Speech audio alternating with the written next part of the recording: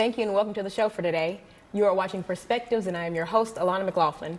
This morning on the show I have two individuals who have magnificently impacted the music world here in Nashville, Tennessee. I have Hendry, of Pearl Cone High School, and I have Emmanuel Scott, who is hailing from New York this morning. They are both discussing their background, their education, the impact that music education has had on them, and the impact they seek to have on Tennessee communities. So I want to thank you guys for coming this morning. Manny, you traveled away. Jesse, you came from around the corner. But seriously, I just want to thank you guys for coming. And to start off this first segment, I want to talk about you guys' early backgrounds and educations. Manny, I'm going to start with you. Tell me just about what early life looked like for you and just set that groundwork with kind of just that early education and background. Okay, well, I am from Atlanta, Georgia originally, Lithonia to be specific. I went to Marvin Elementary where I started band in 5th grade.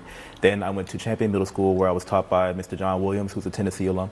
And then Tennessee State alum. And then I went to Southwest DeKalb High School where I auditioned for Tennessee State through Reginald McDonald, who used to be the band director at Southwest DeKalb High School. Now tell me, what instrument were you playing throughout all of this, or instrument? I'm a percussionist of everything. I was pretty much playing everything, and marimba kind of was what brought me my scholarships and stuff like that. And Jesse, kind of tell me that same background. I know we talked off camera that you didn't really have too many musical experiences, but tell me how you got into music in high school. So how I got to music in high school was really my high school band director, Mr. Will Brooks. He was just a real gravitor type of individual that he just inspired me to be a better person, and that was what drew me to his band program in high school. My grandpa was Loretta Lynn's head guitar player for almost her whole career, and so he tried to show me how to play guitar and stuff like that when I was young, but it didn't really pull me like Mr. Brooks did when I got to high school, and he had that program to just pull me in. So I went to Amqui Elementary, Brick Church Middle, and then Hunters Lane High School. And tell me about your first day in the band under Brooks. How did you decide to pick an instrument? So when I was in middle school, I was in the band class, but I wasn't really in it. You know what I'm saying? Like comparative, I wasn't in it like I was in high school. So whenever I got to high school, I knew what I was gonna play, but Mr. Brooks, it was trombone. I played trombone. He was able to get me really inspired to thrive on my instrument and become a leader in the band. So now, and Manny, I want to talk about your introductions into percussion, and we're gonna kind of end this first segment talking about just how marimba. Because you usually hear guys talking about the snare, maybe cymbals, maybe bass, but marimba. Tell me about your early percussion experiences. So early percussion, I grew up in the drumline generation, so I saw drumline, got 2 pencils in the book, and was like, all right, I'm finna start playing. And then when I got to middle school, they were like, yeah, you can play snare, but you gotta play xylophone. I said, I don't wanna play that. But Mr. Williams made me, and then once I started, I fell in love with it. And after that, I started learning four mallets and stuff like that, and that just kind of made marimba kind of just flow. So that experience from middle school, being forced to kind of learn bells, kind of got me into marimba as I do it today. And now, guys, I want to talk about marching band specifically. Jesse, I'm coming back to you. Tell me about the experience of Hunters Lane's marching band throughout high school. And you guys have, at the time at least, had one of the greatest bands in Tennessee, if not the greatest. And tell me about just some of those experiences in high school. So it most certainly didn't start like that. Mr. Brooks, whenever we first got there, because my first year was his first year, I was a freshman, and it wasn't that many people in the band, and for it was just a lot of fun. I don't know what it was, but he just made it real fun, and everybody in the school wanted to be in the band. And then so the next year, we was battling Whitehaven, winning in our backyard. You can look it up, but. Basically those experiences for the kids and for, my fellow students when I was in the band is really what made the band bigger and what made the band greater. And I want to talk about some of the disciplines. Tell me what you guys' schedule looked like. How long, or when did you guys get started in the summer? What did a day look like? Well, we had band practice from 2:30 to 5:30 every day. Band camp was like a few weeks before school. It was like 8 o'clock to 4 o'clock, something like that. I mean, it was structure. It was perfect. I don't know how else to explain it. And can you say that structure led you to the Sonic Boom of the South? Oh, most definitely. Definitely. And Manny, that same structure from Southwest DeKalb led you to the Aristocrat Bands. I know, it's sad that we have Sonic Boom sitting right here, but it's okay. It's all good. It's all good. But yes, yeah. Likewise. And guys, we're going to pick back up on just those two unique experiences experiences. We're going to talk about Jackson State University's Sonic Boom of the South. We're going to talk about Tennessee State University's Aristocrat of Bands. The experiences that you guys had through these programs, ways that they enriched the musicians and the educators that you all are, the current career and impact that you guys are having on the ground, and more. And I encourage our viewers to tune into the second segment of Perspectives, where we will be returning to discuss the impact of music education in Tennessee.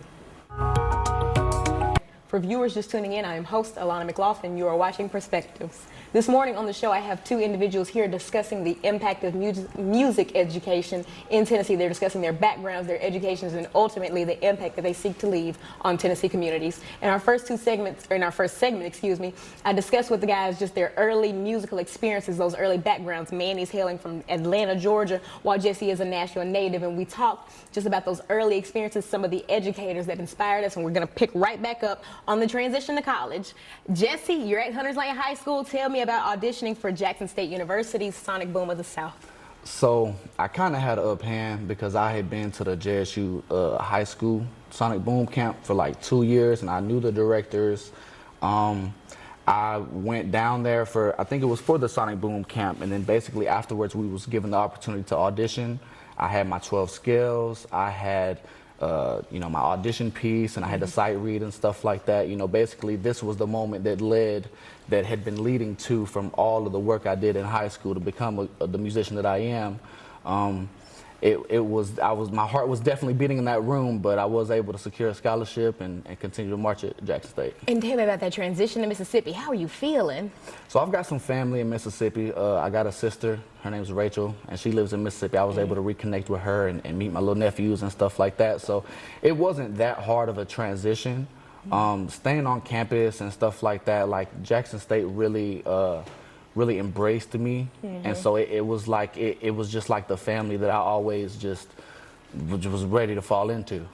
Now, Manny, I want to talk about that same kind of experience, and I'm a little biased. I'm trying not to show that bias as two products of Tennessee State University, but I want to talk about auditioning for the band that transitioned to Nashville and kind of what band camp, those early months in Nashville, looked like.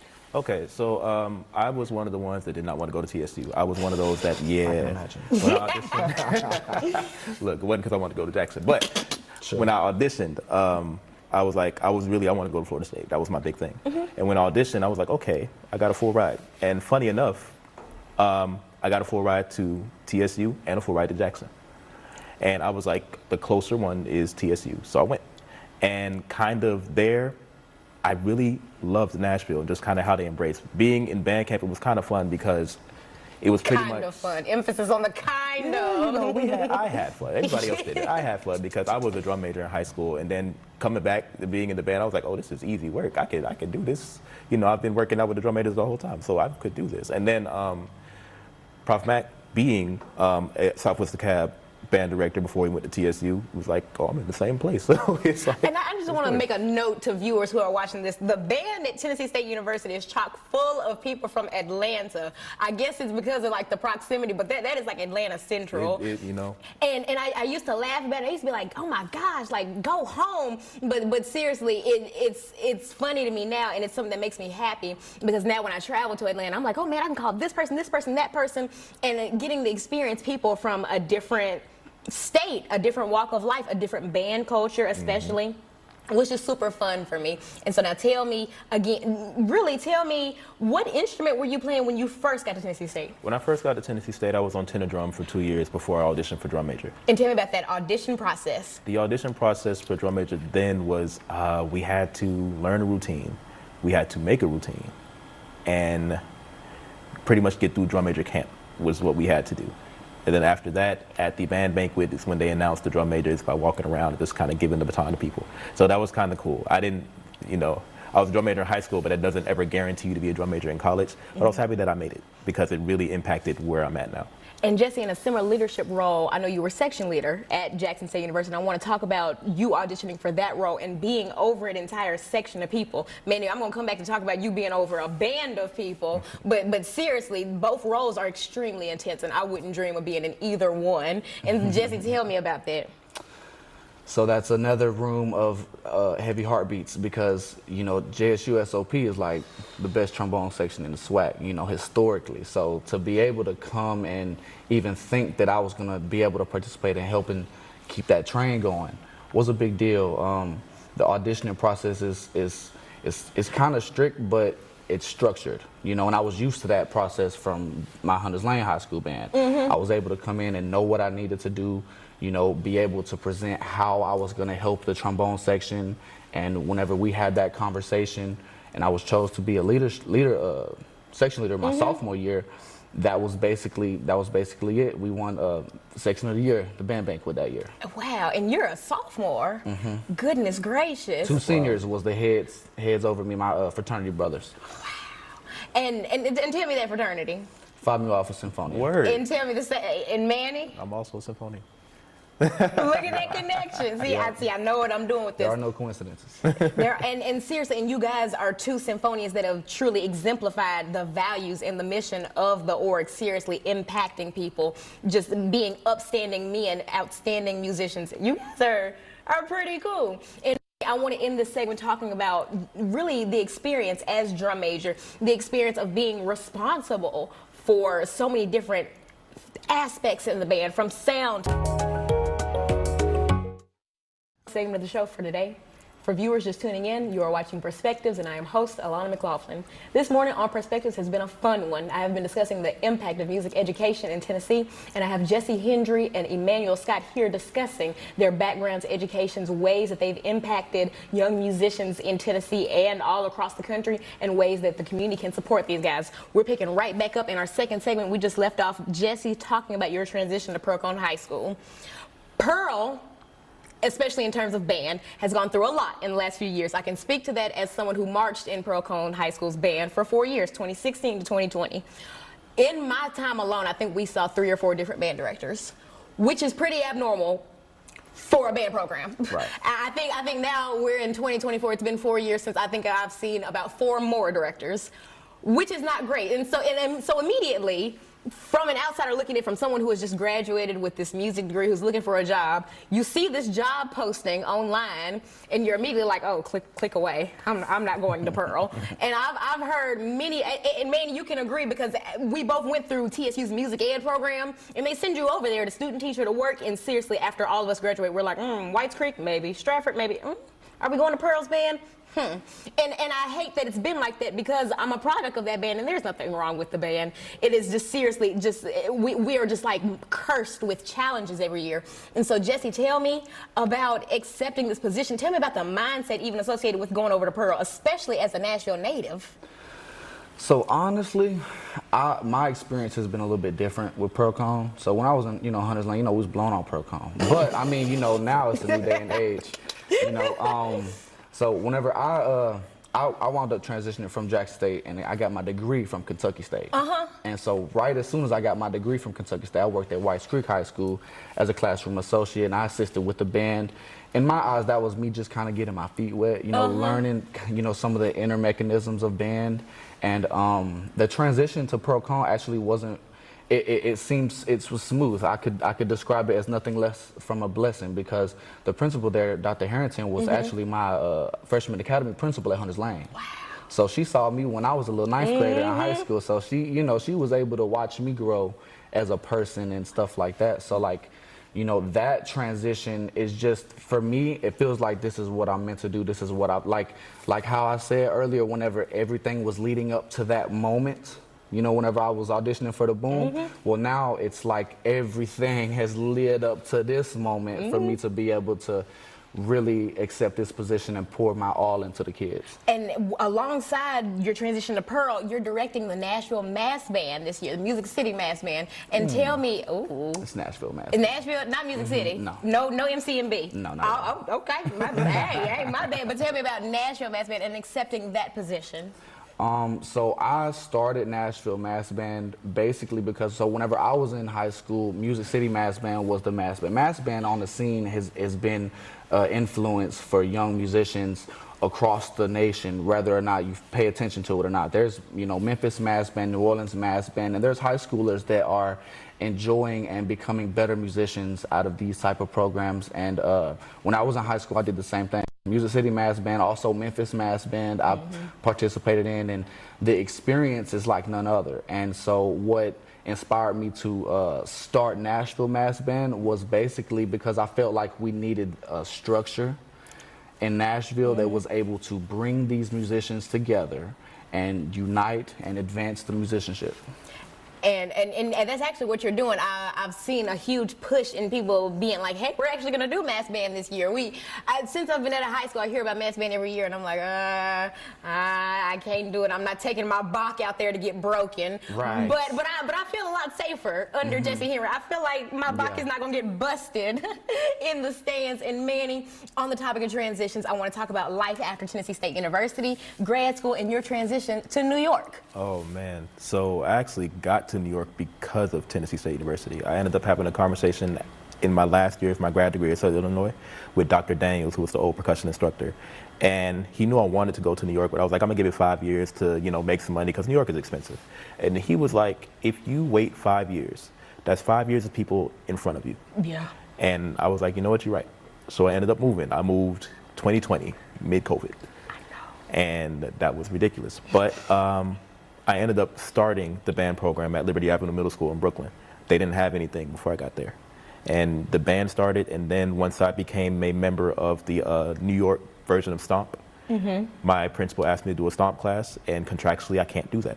Right. And that is where my step team came around because of that conversation. And I started both of those from the ground up, and both of them now, the step team in their third year and the band in their fourth year, are both award-winning organizations. And man, I want to interject real quick. Explain Stomp. For Stomp? people who are not familiar with Great. Stomp. Stomp is a show that is percussion, but not.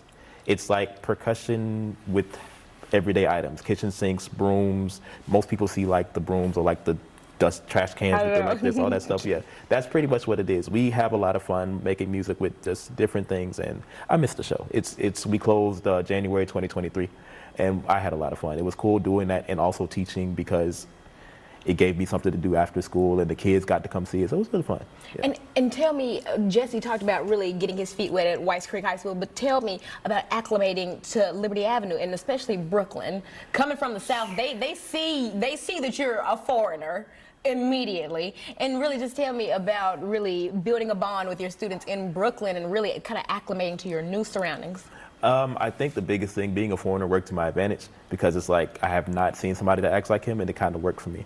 And I think my biggest thing that I did to kind of get acclimated to Brooklyn and even get kids involved in the band was like, hey, you want to join this? You get a shirt. That was it, literally. First thing I gave them was merch. And then once they got merch, oh, this is a really cool shirt. Now join. First year, are you having fun? I don't care what you sound like. I don't care what you look like. Are you having fun? That was year 1. Year 2, okay, great, you're having fun. Now, are you having fun and you're gonna bring a friend? Year 2, great. Year 3, okay, are we having fun? You brought a friend and now you're gonna sound good. And then year 4 happened, and now we're out we just finished last week, we did Music in the Parks and NYSSMA Festival, 2nd place Music in the Park. NYSSMA, excellent ratings, just first time out. So it's working. That process has been working that way. Oh my goodness. And guys, I really want to speak to this in this final segment. Tell me about just the ways that you guys want to be remembered. When this is all said and done, when we're all dust, when people are looking at these TVs like, oh my gosh, like why were they dressed like that? And this looks so grainy. Seriously, tell me how you guys want to be remembered. Maybe in terms of music, maybe not, but just seriously the impact that you seek to leave on the world. And Jesse, I'm going to start with you. Just tell me how Jesse wants to be remembered. I want people to remember and know that I cared, and that I always will. Because Nashville is my home, the folks of Nashville are my folks. Music is more than a hobby, it's my life. And so for me to be able to put my all into music, and for the folks of Nashville, I want people to know that I care. And after we're all dust, they'll be like, hey, Jesse cared. And Jesse made that impact. They're going to speak to you in Pearl in the same way that we talk about how Brooks turned Hunter's Lane around. But it's serious, and I see it. I can't even explain what I see, but I feel hope, especially knowing that I was a part of this band program. I'm happy that we have a director coming in who is seriously ready to make a change and ready to leave his mark. Manny, tell me that impact that you seek to leave. Honestly, similar to what my brother here said, it's like I want them to know that I cared, and like I push kids to do better. It's like I'm glad. It's like I'm not a product of Nashville, but I became a product of Nashville. And that Nashville education has brought me to New York, and it's made me do what I'm doing. Like, I'm the only middle school band in Brooklyn, or my district in Brooklyn right now. And it's just what they're getting and what they're seeing is what came from here. And I want them to know, like, this care is where I got it from. And even me trying to, like, push them to even come down to Nashville HBCUs and stuff like that, it's like, I want them to know, like, if they see me, like, or anybody ask about what Mr. Scott did, it's always he cares about his students.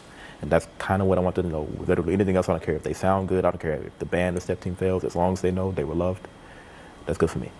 And guys, with that being said, I want to thank y'all for the impact that you've had both on my life and on the children that you guys serve every day. Seriously, Jesse, I remember watching videos of you in the section be like, man, I'm going to play trombone. I'm tired of trumpet. And Manny, I remember crying to you also saying, I'm tired of trumpet. and seriously, both of you guys have made a serious impact on Nashville in terms of music education, and I want to thank you for the work that you're doing and the work that's to come. I encourage our viewers to stay in touch with these two guys, these two organizations, and I want to thank our viewers for allowing us the space to just share one more perspective. Thank you and good morning.